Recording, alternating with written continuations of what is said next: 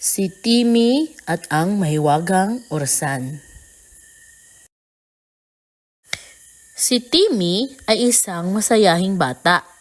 Mahilig siyang tumakbo, maglaro ng habulan kasama ang kanyang mga kaibigan.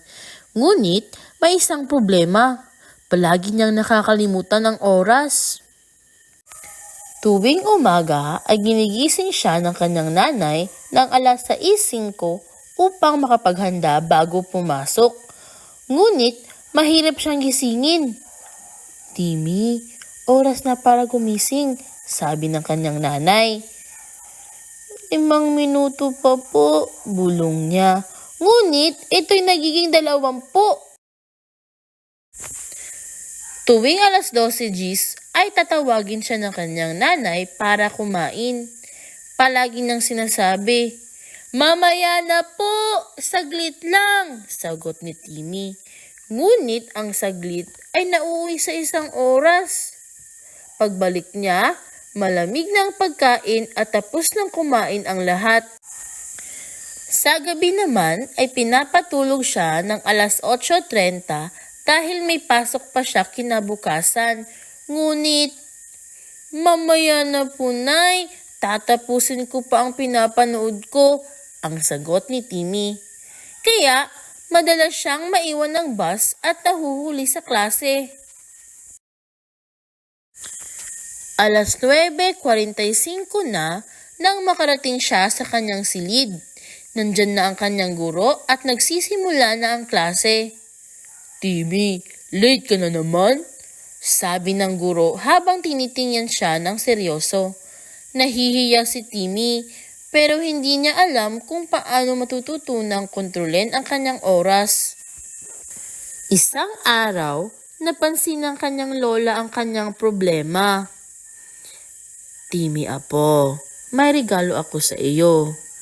Inabot nito ang isang maliit at kumikislap na orasan. "Ito ay mahiwaga. Tutulungan ka nitong matutong sumunod sa oras." Kinabukasan, may narinig siyang kakaibang tunog. "Timmy, gising na!